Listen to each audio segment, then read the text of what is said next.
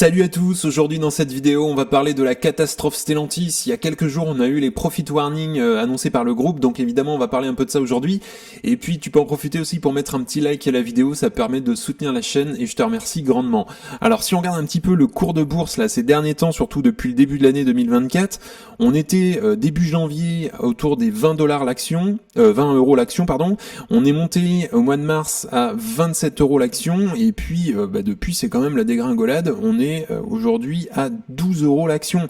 Et alors faut savoir que lundi, justement, avant qu'on ait les annonces, donc les profit warnings, on était plutôt autour de 14, 13-14, et donc là on est à 12, donc on a quand même fait depuis quelques jours un moins 15%, ce qui est assez énorme quand même, sur justement d'après les annonces.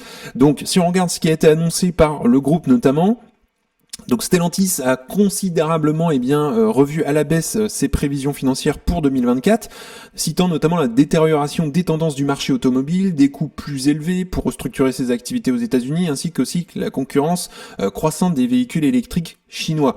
Donc il faut savoir que la marge opérationnelle ajustée du groupe devrait chuter à une fourchette entre 5,5% et 7%, bien en dessous en fait de la prévision initiale d'une marge à deux chiffres. Et puis les constructeurs prévoient également un free cash flow industriel négatif. Donc là, vraiment, ils vont perdre de l'argent entre moins 5 et moins 10 milliards d'euros, ce qui est absolument colossal, alors qu'en fait, ils espéraient initialement un flux de trésorerie positif. Ce qu'on espère tous d'ailleurs. Et à la suite de ces annonces, l'action Stellantis a plongé de près de 14%, donc voilà ce que je vous ai dit, à la Bourse de Paris justement. Et donc c'est surtout sa plus forte baisse intrajournalière depuis mars 2020, donc lorsqu'on avait eu les annonces Covid. Alors en fait ces révisions interviennent alors que plusieurs autres constructeurs automobiles, dont notamment Volkswagen, Mercedes, Aston Martin, ont également aussi baissé leurs perspectives annuelles. Volkswagen par exemple a récemment émis son deuxième avertissement en 3 mois, confronté à des ventes en déclin en Chine, tandis qu'aussi Mercedes et BMW luttent également avec des défis similaires. Notamment il y a des rappels qui sont assez coûteux, il y a aussi des droits de douane qui sont en hausse sur les véhicules électriques.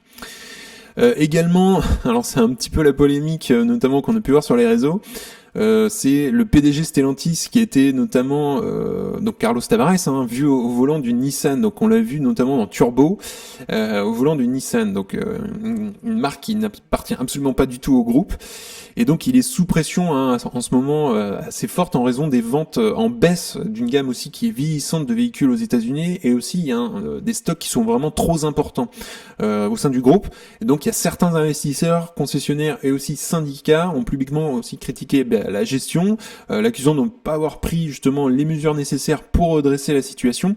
Et notamment Bloomberg a récemment rapporté que John Elkann, donc le président du conseil d'administration, a entamé justement des recherches pour trouver un successeur à Carlos Tavares, dont notamment son contrat se termine début 2026.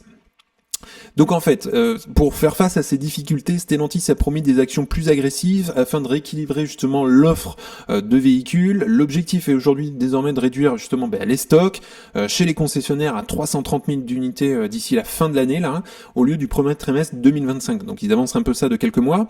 Ça se traduira aussi par la production de 200 000 véhicules en moins au second semestre, donc doublant en fait la réduction initialement prévue. Et puis le groupe compte également augmenter les incitations sur les véhicules produits en 2024 et justement avant aussi.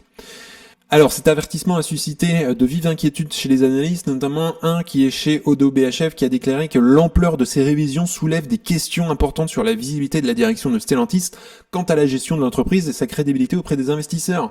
On a quand même un Carlos Tavares qui conduit une Nissan en ce moment, qui fait des émissions de télé et qui est pas du tout à la barre du groupe, et ça c'est un peu inquiétant. Donc notamment cet analyste a abaissé sa recommandation sur l'action, a conservé et a drastiquement réduit son objectif de cours de 22 à 12 euros. Comme par hasard, le cours est passé à 12 euros, on l'a vu là, comme par hasard. Bon. Donc également les doutes grandissaient déjà quant à la capacité de Stellantis à atteindre ses objectifs précédents. La directrice financière du groupe avait qualifié notamment la cible d'une marge opérationnelle de 10% d'ambitieuse et de défi difficile. Et il faut savoir que l'analyste Fondo Kidis a ajouté que ces avertissements auraient dû être annoncés bien plus tôt, et a critiqué justement la gouvernance du groupe, affirmant que l'approche conflictuelle adoptée avec les différents acteurs, qu'il s'agisse des employés, concessionnaires, fournisseurs ou investisseurs, n'était pas la bonne pour redresser l'entreprise. Alors, il faut savoir également que le groupe est basé aux États-Unis et le groupe a aussi accéléré le plan de normalisation des niveaux de stock visant à ne pas dépasser 330 000 véhicules chez les concessionnaires avant la fin de l'année 2024 au lieu de l'objectif initial du premier trimestre 2025.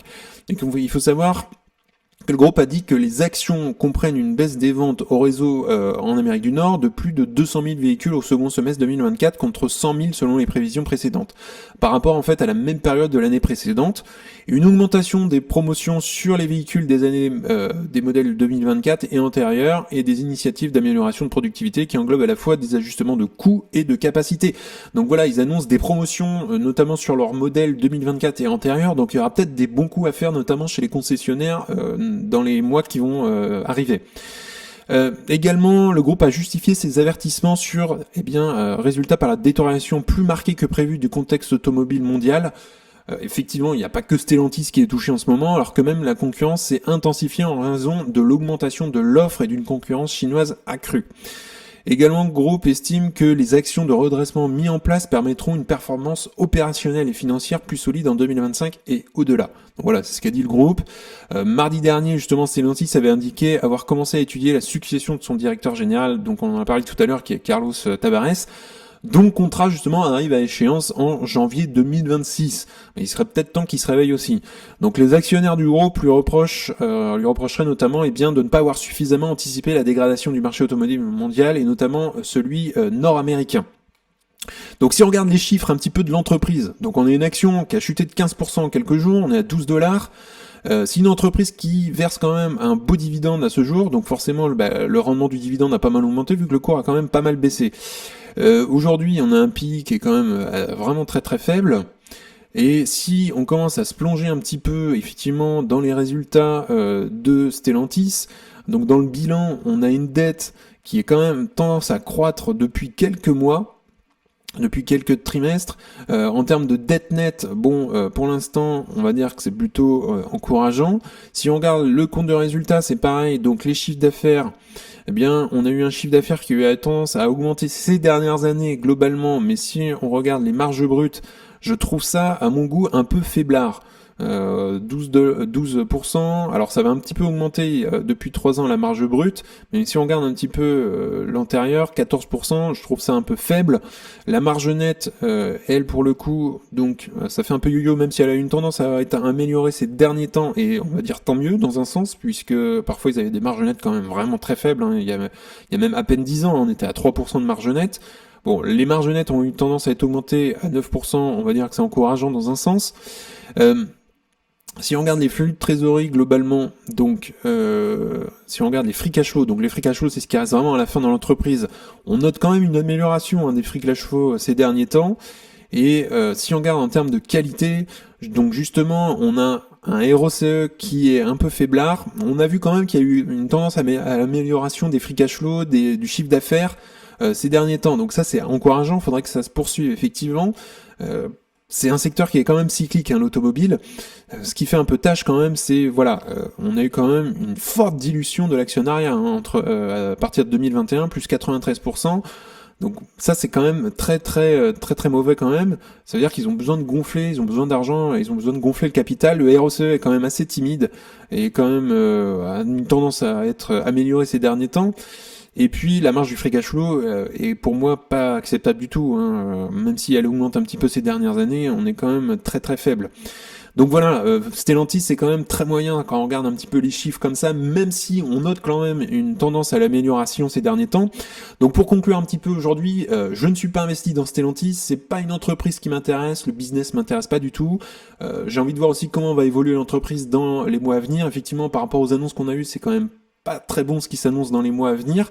Le mode, je le trouve assez fragile, c'est un secteur aussi qui est cyclique, et puis on l'a vu là, tout de suite, il y a des critères de qualité qui sont pas remplis pour moi, donc c'est assez direct. Pour moi, c'est pas une entreprise qui m'intéresse.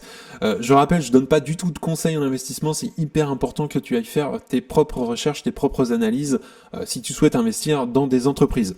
Également, si tu souhaites aller plus loin, tu peux accéder à ma watchlist, donc le premier lien est en description, tu as les objectifs de prix également.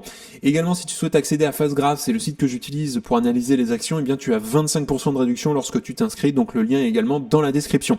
En tout cas, on en a fini pour aujourd'hui, n'hésite pas à me dire ce que tu tu en penses notamment de Stellantis en commentaire, de ce qui a été annoncé bien par la direction. N'hésite pas à liker la vidéo, à t'abonner, ça fera grandir la communauté et puis ça me soutient. Si tu souhaites regarder un autre épisode, tu peux cliquer juste ici. En tout cas, je te souhaite une excellente journée et à bientôt pour une prochaine vidéo. Salut!